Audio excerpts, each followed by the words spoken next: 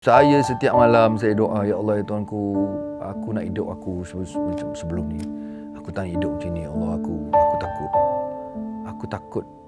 Aku takut aku lupa diri. Aku takut hidup. Aku nak hidup aku macam dulu macam tu. Itulah kata-kata dan luahan penyanyi Mawi. Baik, bersama dengan saya Litopan Rajali, dan secara eksklusif kami tampilkan kepada anda dalam cerita M-Star Mawi.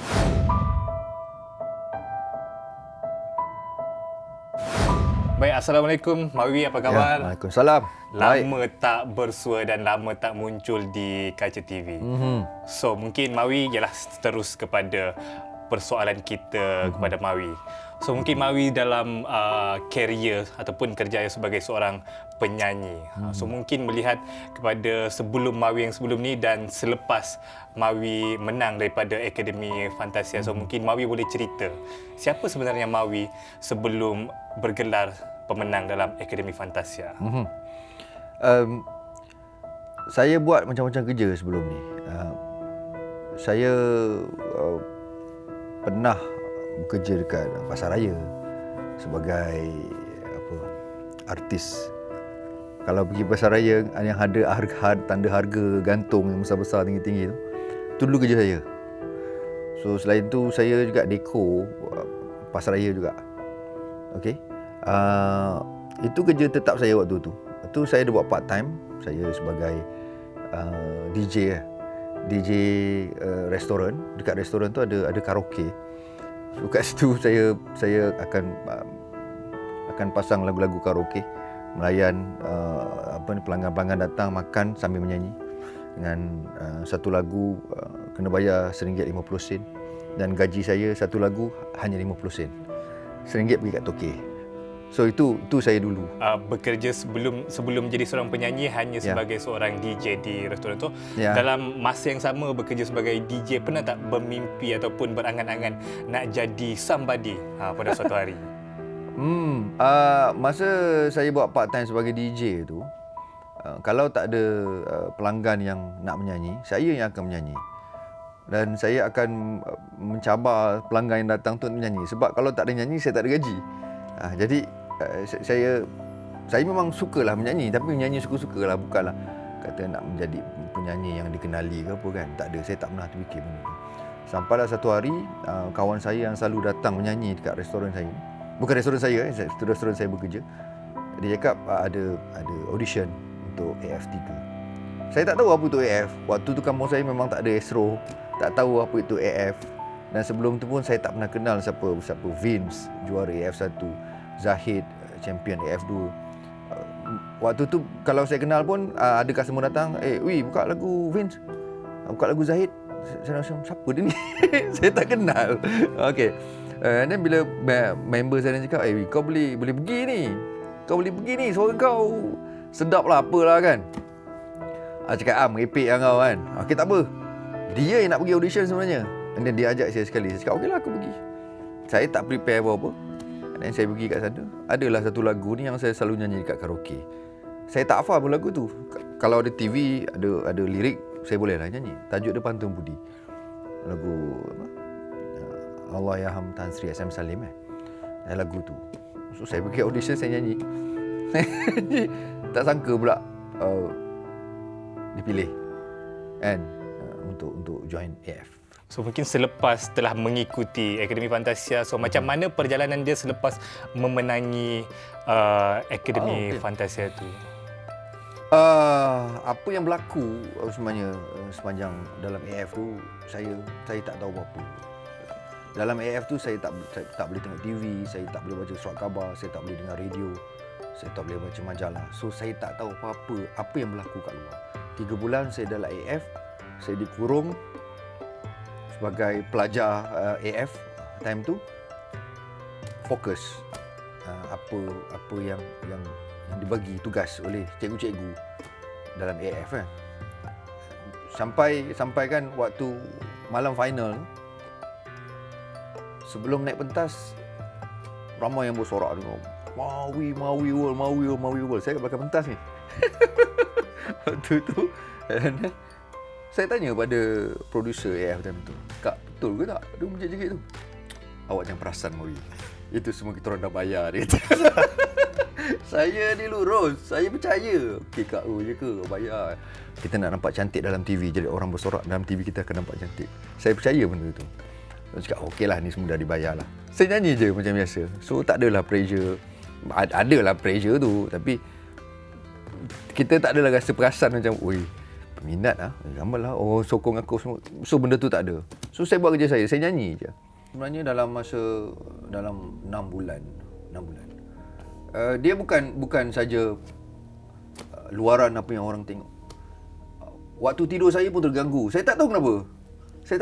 Tidur saya terganggu. Saya kejam mata, saya nampak benda bukan-bukan. Jadi saya ni tidur. Apa tu?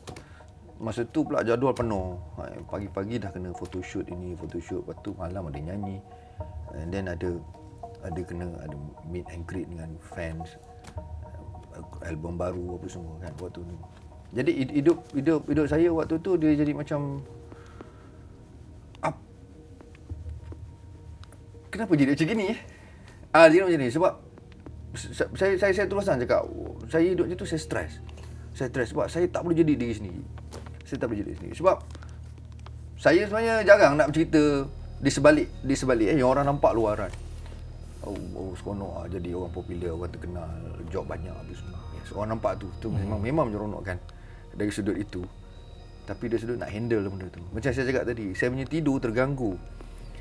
Saya kejam mata kat mana-mana, saya akan nampak ular sawa, saya akan nampak harimau, saya akan nampak singa nak makan saya. Saya terganggu benda gitu. Ni apa benda pula ni kan? Kerana saya tak malas saya call bapak saya, "Bah, malam ni ular sawa pula abah datang." Okey, bapak saya pun cakap, baca ayat ni, baca ayat Quran gini. Saya ikut je apa sebab walaupun bapak saya tak selalu dekat KL. Ada dia dekat Johor, tapi dia selalu call saya tiap-tiap hari akan call saya. Sementara dia nampak apa, ada mimpi apa. So, benda tu yang saya hidup aku macam ni. So pernah rasa macam okey dah terima semua ni, macam dah dengan ujian-ujian macam-macam, pada fikir macam aku nak turning back, macam nak balik seperti asal. Betul. Saya setiap malam saya doa, ya Allah ya Tuhanku, aku nak hidup aku macam sebelum ni. Aku tak nak hidup macam ni. Allah, aku takut. Aku takut aku lupa diri. Aku takut hidup. Aku nak hidup aku macam dulu lah. Macam tu. And then selepas 4 tahun secara perlahan dia semakin okey dan semakin saya boleh terima benda tu, macam okey, relax, kau still ada, tapi aku tak bagi kau yang macam tu punya vibe yang macam kau nak bergerak ke mana pun tak boleh. Rumah saya kat kampung. Orang datang, orang ambil semua apa dalam rumah tu. Termasuklah baju, Quran buruk kat rumah saya, apa saja, slipper saya, pasu bunga mak saya semua kena angkut waktu tu. Mak saya pening tau, dia punya periuk, dia punya senduk. Ni senduk ni dulu ni Mawi pernah pakai ni, periuk ni dulu mak Mawi pernah pakai periuk ni. Semua buat lari waktu tu. Mak saya stres, bukan saya je. Mak saya, bapak saya pun waktu tu macam, ui, apa jadi? Apa dah jadi? Ya, sampai orang minta tips apa amalan mak bapak saya. Saya macam, mak bapak saya tak ada, biasa je, tak ada apa pun sebenarnya kan, tapi benda itu dah jadi kenangan. Kalau kita tak lalu benda tu, kita tak tahu dah. Tapi benda tu, apa yang saya lalu tu, saya belajar.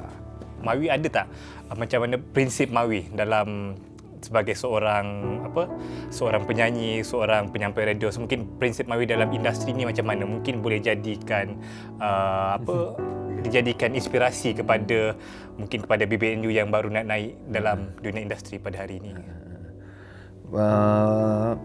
Bagi saya kita kena usahalah. Kena usaha dan kita tahu apa yang kita buat. Dia jangan tam kromo. Satu lagi yang mungkin orang yang tak ada dalam industri hiburan, dia nampak industri hiburan ni menyeronokkan. Oh, best lah jadi popular, jadi orang terkenal, best. Dia memang benda tu ramai yang bersangka begitu. Selagi dia tak masuk dalam industri itu, dia tak akan faham. Dia tak akan faham. Betul, populariti itu penting untuk seseorang selebriti itu bertahan. Kan, betul tak? Memang itu dia nak. Yes. Kebanyakan artis memang nak itu. Dia nak bintang apa ni, anugerah bintang popular tu, bintang paling popular tu, siapa tak nak? Kalau artis tu semua idamkan benda tu. Kan? Cuma bila dah ada peluang dalam industri hiburan ni, kita kena gunakan sebaik-baiknya lah. Sebab bila kita ternama dan diidolakan ramai orang, jadi kita kena gunakan platform tu dengan betul. Alright. Okay, so Mawi, mungkin ini soalan yang terakhir lah Mawi. Mungkin apa antara harapan Mawi dan nasihat lah kepada mungkin penonton, kepada peminat-peminat Mawi di luar sana? Saya ni lah yang banyak support saya, terutamanya dalam fan club Sahabat Dunia Mawi. Dari 2005 dulu nama dia Mawi Fan Club, Mawi Fan Club. Sekarang dah bertukar kepada Sahabat Dunia Mawi. So dah hampir 16 tahun dia orang ni support kejayaan saya sampai sekarang. Alhamdulillah. Terima kasih yang mendoakan saya masih lagi dalam industri, mendoakan saya supaya saya dapat menghasilkan karya-karya yang okey, yang bagus untuk orang ramai. Thank you. Alright, okay Mawi. So kita dah dengar cerita Mawi daripada siapa Mawi sebelum menjadi artis, macam mana perjalanan Mawi, macam mana jatuh bangunnya dan macam mana Mawi grow up dalam industri ini. So mungkin terima kasih Mawi kerana sudi bersama dengan M-Star pada hari ini, sudi berluang masa untuk bercerita kepada penonton-penonton M-Star di luar sana. So saya kira itu sahaja yang dapat dikongsikan dalam cerita M-Star pada kali ini. So kita jumpa lagi di hari yang akan datang, di episod yang akan datang bersama dengan saya di Topan Rajadi dalam Cerita M-Star.